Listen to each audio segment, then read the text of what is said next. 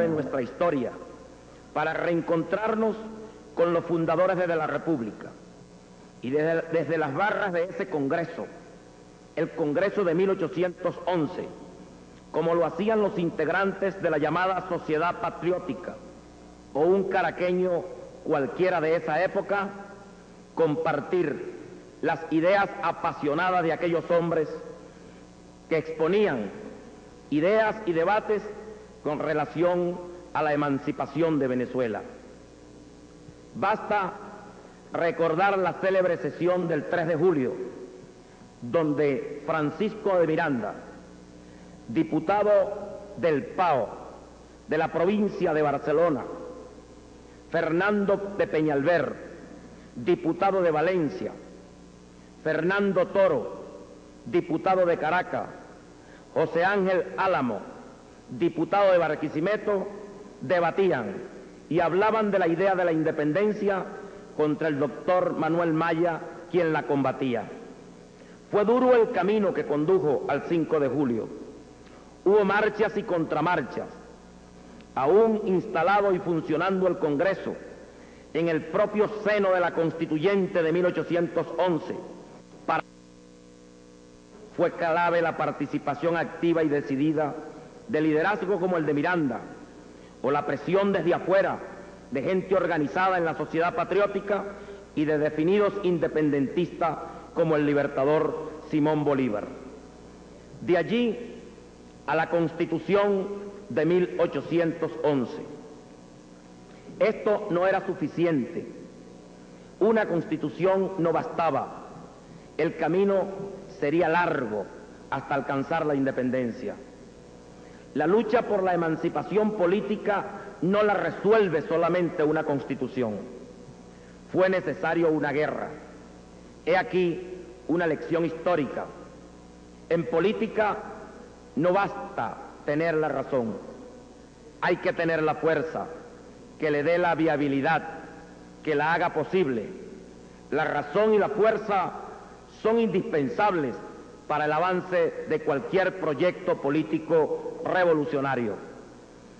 Penetrar en la historia para nosotros es una obligación, no para recrearnos, sino para encontrar nuestra identidad, nuestras raíces.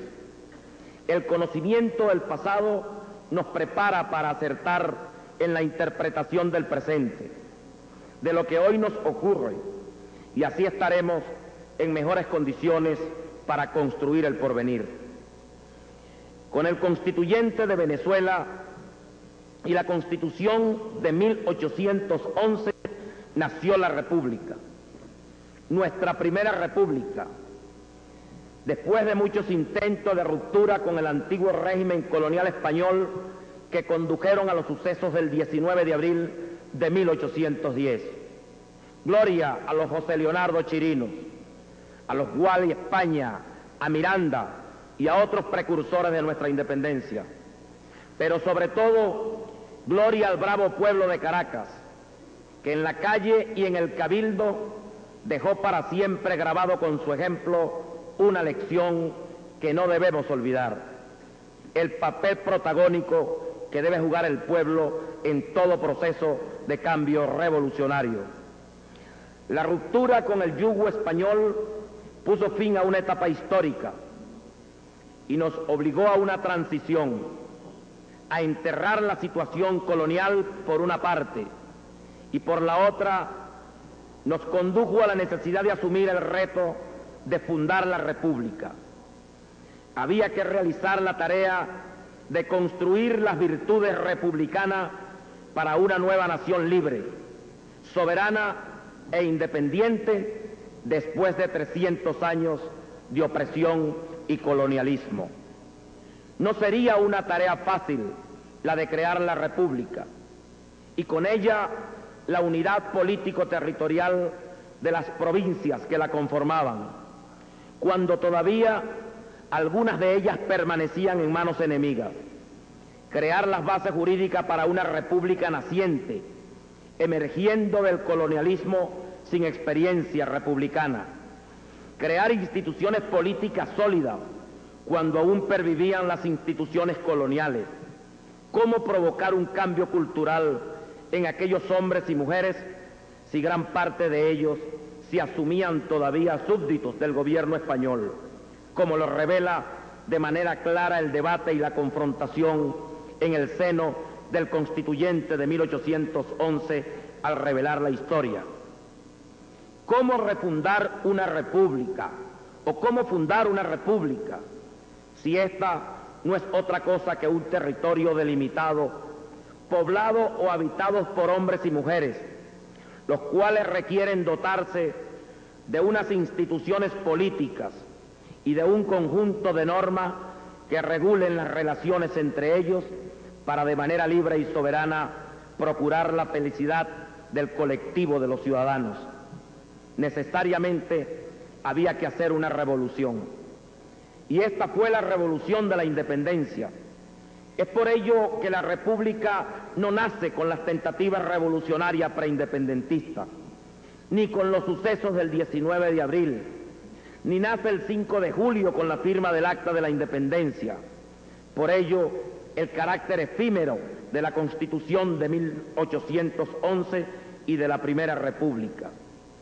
Estamos no frente a hechos puntuales y aislados, sino ante un proceso histórico que comprende sucesivos hechos, con altibajos, con enfrentamientos, con derramamiento de sangre, guerra, devastación, momentos épicos, triunfos y derrotas, éxitos y frustraciones. Solo la tenacidad, producto de la convicción patriótica y de la constancia dada por la claridad de objetivos, harían posible el proyecto independentista.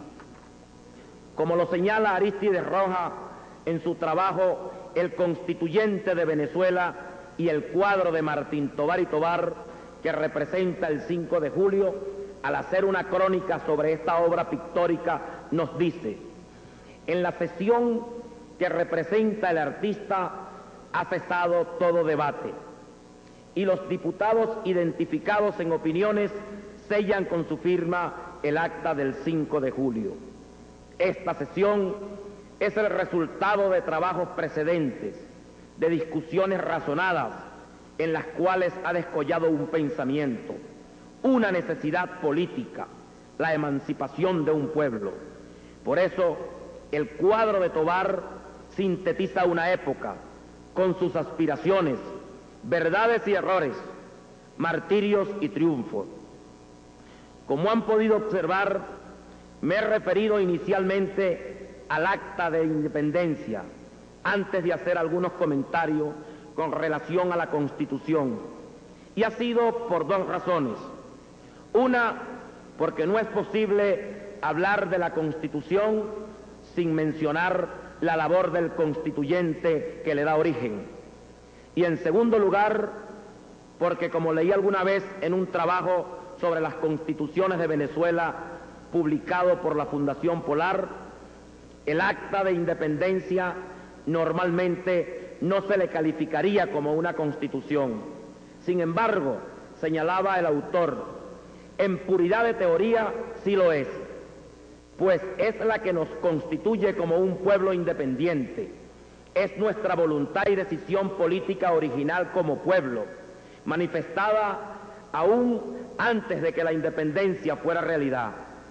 Y como tal decisión es el fundamento de todas las otras constituciones que la presuponen como base de toda normativa.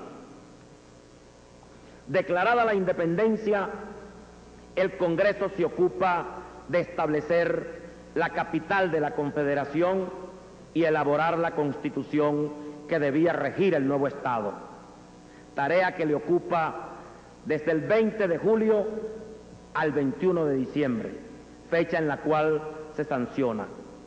Esta Constitución no entraría en vigencia hasta no ser aprobada por las provincias.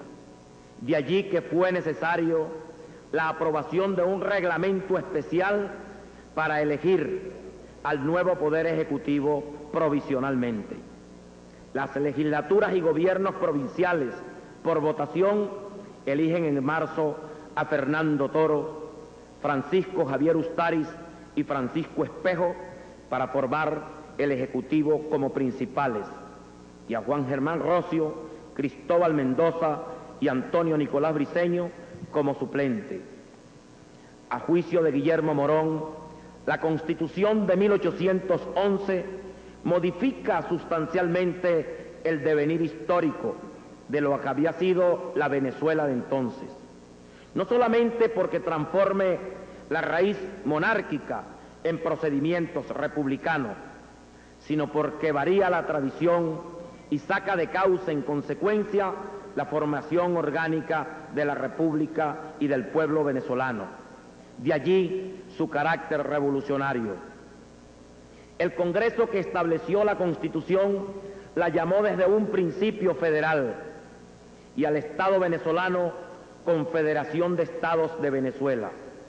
Esto significa que cada provincia o estado permanecía independiente para su gobierno interno y el lazo que las ataba a la Confederación estaba expresado constitucionalmente. La escogencia del sistema federal fue común a muchos de los nuevos estados americanos: Argentina, Brasil, México, la Federación Centroamericana. Es evidente la influencia del modelo norteamericano de 1787, único vigente para la época y con un inmenso prestigio por sus éxitos. No obstante a las razones históricas que se aducen al asumir tal sistema. Las bases del pacto federativo expresan hacer efectiva la mutua garantía y seguridad que se presentan entre sí los estados para conservar su libertad civil, su independencia política y su culto religioso. Es la primera y la más sagrada de las facultades de la Confederación, a quien reside exclusivamente la representación nacional. De allí las competencias que se le asignan: las relaciones extranjeras, la defensa común y general de los Estados confederados, mantener la paz pública, el comercio exterior, establecer las leyes de la Unión, etc. La Constitución contempla, entre otras cosas, la separación clásica de los tres poderes. Esto, junto al lenguaje humanitario, expresa la influencia de las ideas políticas francesas. Asume un poder legislativo bicameral, con una Cámara de Representantes y una Cámara del Senado. Pero las provincias no tienen en el Senado igual representación, sino que se eligen como los representantes a partir de la población de cada una de las provincias, pero con una base mayor que les sirve de base a aquellos. La elección de senadores y representantes es de segundo grado. El sistema electoral es censitario, estableciendo limitaciones tanto del derecho a elegir como a ser elegido según las condiciones económicas. El Estado asumió la religión católica, apostólica y romana como la única y exclusiva de los habitantes de Venezuela. El poder ejecutivo es colectivo, ejercido por 3 personas. Hace declaración solemne de los derechos del hombre, resumiéndolos en la libertad, la igualdad, la propiedad y la seguridad, asumiendo la doctrina y la ideología de lo que se ha dado por llamar después el Estado democrático liberal burgués de derecho. El sistema judicial está representada por una Corte Superior de Justicia, residente en la Ciudad Federal, y los demás tribunales subalternos y juzgados inferiores. Son estas algunas de las características contenidas en nuestra primera Constitución y que perfilan el modelo de Estado concebido por aquellos compatriotas que conformaban la Constituyente de 1811. Como todos sabemos, la Primera República tuvo un carácter efímero y con ella la Constitución de 1811. Las causas pueden ser varias: la falta de virtudes republicanas, el peso de un régimen federal aplicado a una república naciente, la aplicación de experiencias exitosas en latitudes y realidades distintas, Es mucho lo que se ha escrito sobre el tema, pero vale la pena en el día de hoy reflexionar sobre las críticas señaladas por el Libertador a la aplicación del gobierno federal en una república naciente. Señalaba el Libertador: cuando el Congreso Federal se propuso por algunos genios turbulentos, ansiosos de dominar en sus ciudades y provincias la división de Caracas en pequeños estados, que debilitarse más y más al gobierno federal, que por sí mismo no es fuerte.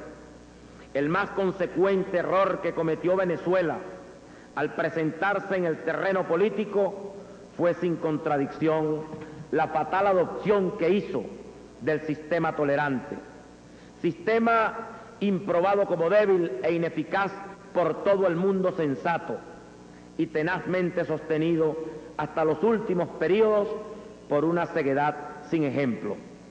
Los códigos que consultaban nuestros magistrados no eran los que podían enseñarles las ciencias prácticas del gobierno, sino los que han formado ciertos buenos visionarios que, imaginándose repúblicas aéreas, han procurado alcanzar la perfección, presumiendo la perfectibilidad del linaje humano.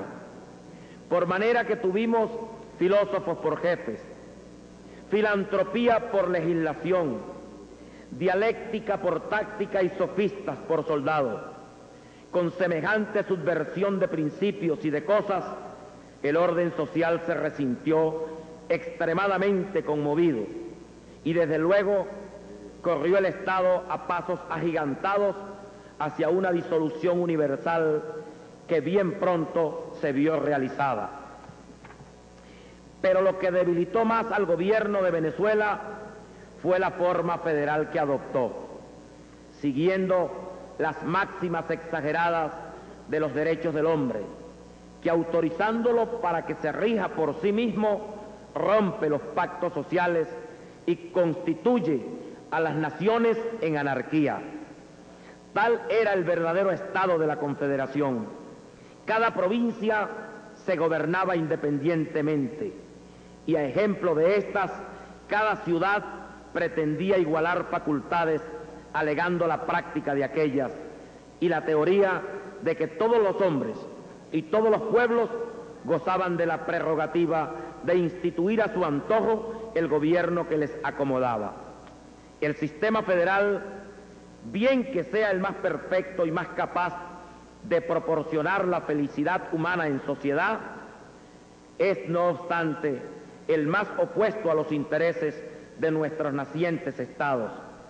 Generalmente hablando, todavía nuestros ciudadanos no se hallan en aptitud de ejercer por sí mismos y ampliamente sus derechos, porque carecen de las virtudes que no se adquieren en los gobiernos absolutos, en donde se desconocen los derechos y los deberes del ciudadano.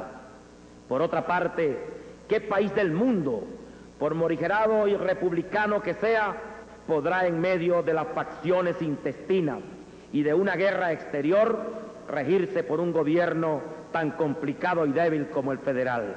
No, no es posible conservarlo en el túmulo de los combates y los partidos. Es preciso que el gobierno se identifique, por decirlo así, al carácter de la circunstancia de los tiempos y de los hombres que lo rodean. Si estos son prósperos y serenos, él debe ser dulce y protector, pero si son calamitosos y turbulentos, él debe mostrarse terrible y armarse de una firmeza igual a los peligros, sin atender a la ley ni a constituciones. Interín se restablecen la felicidad y la paz. Colegas constituyentes, compatriota presidente, compatriotas todos, en este reencuentro con nuestra historia, es decir, con nosotros mismos, en la oportunidad de homenajear nuestra primera Constitución, hemos hecho un vuelo rasante sobre un proceso constituyente cuyos protagonistas asumieron la responsabilidad de fundar la República en un contexto histórico donde la decadencia convirtió al sistema colonial en antiguo régimen, donde la reacción de los hombres de espíritu libertario se expresó en diversas formas antes de producir la ruptura. Allí actuó el pueblo para concretarla y generarla, y aparecieron los hombres, los patriotas, para asumir el reto fundacional. Fue ese el papel del constituyente de 1811, y su obra, el Acta de Independencia, firmada el 5 de julio, y nuestra primera Constitución, sancionada el 21 de diciembre de ese mismo año. Así nació la República, y aun cuando podamos decir que fue efímera, es verdad, y de corta vida, es verdad, nació la República. Hoy nos corresponde a esta generación de venezolanos vivir este proceso de cambio de una república a otra, cuando se ha producido un proceso de ruptura con el pasado. Nos encontramos en medio de una profunda crisis que caracteriza todo momento de transición, pero ante la hermosa oportunidad de crear una nueva república y de instaurar un nuevo modelo de sociedad a la imagen y semejanza de nuestros sueños, de los sueños de todos los hombres y las mujeres que amamos esta patria. Hemos asumido con entusiasmo este reto que hoy transitamos intensamente. El antiguo régimen político, expresado en el Pacto de Punto Fijo, quedó atrás. Con él, la Cuarta República y el modelo bipartidista que imperó en nuestro país por tantos años. Hoy, país de unas nuevas bases jurídicas y de un cambio en las estructuras políticas que con toda seguridad servirán de base para la Quinta República que estamos obligados a refundar.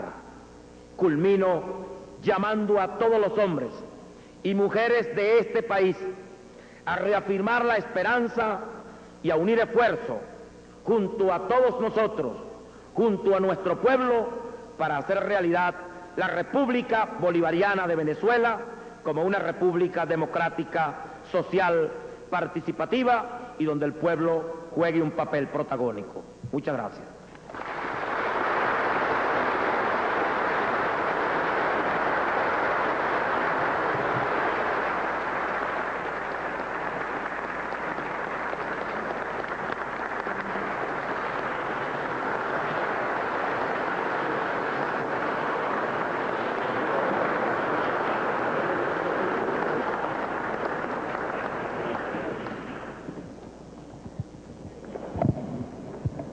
Se excita a la comisión designada para que conduzca al ciudadano presidente de la República en el momento de su despedida.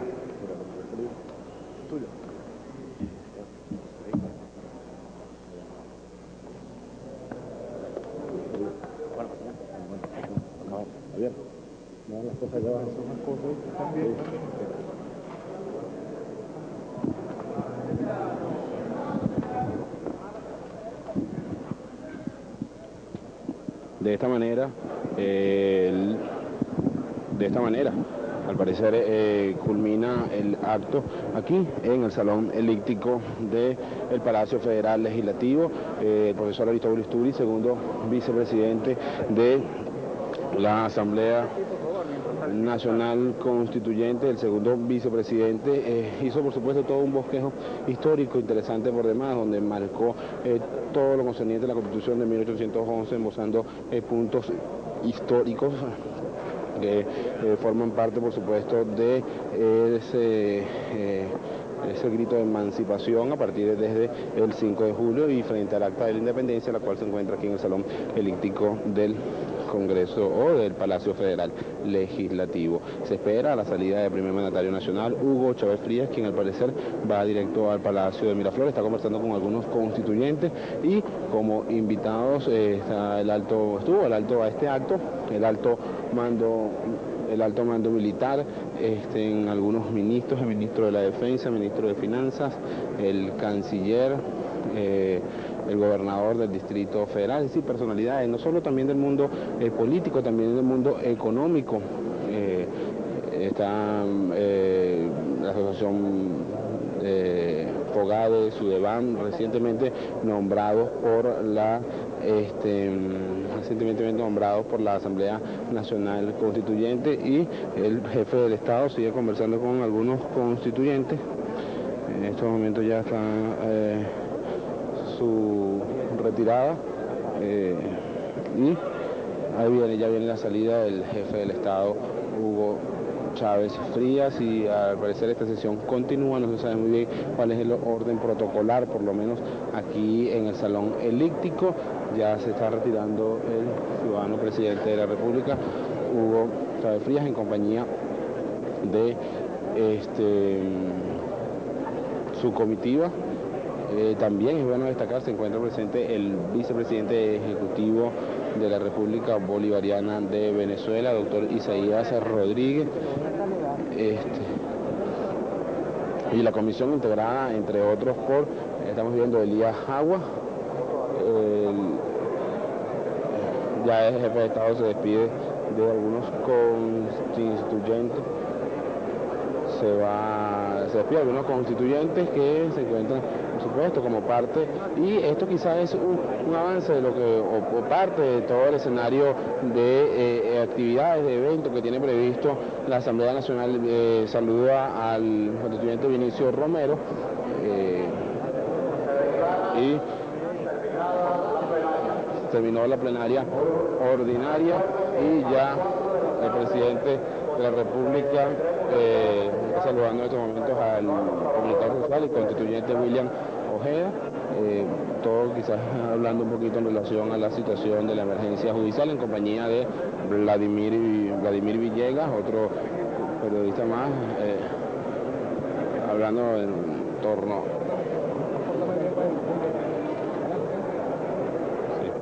Saludos, y ahora sí se retira el presidente de la República. Los medios de comunicación esperan en la parte posterior del Salón Elíptico. Esto por propósito de conocer quizás impresiones del jefe del Estado, Hugo Chávez Frías, que continúa conversando con los constituyentes, y para hablar un poquito en relación a la Asamblea Nacional Constituyente. La misma tiene previsto sesionar hoy en horas de la tarde, donde van a tocar temas importantes. Tal es el caso de la polémica desatada con el Distrito Capital, aunque ayer se aprobó en primera discusión. Hoy se tiene previsto que continúe esta discusión, tomando en cuenta algunos puntos importantes.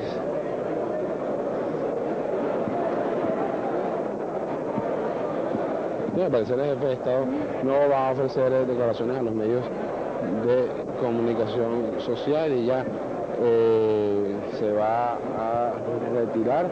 Efectivamente, el jefe del Estado no va a ofrecer declaraciones, según nos están informando algunas de su comitiva, su protocolo.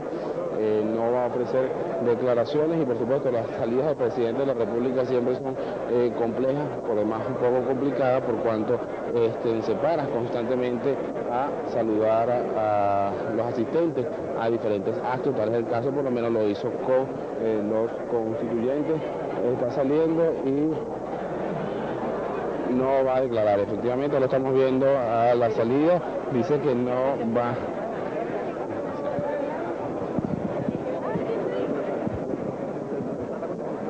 Vamos a intentar de llegar.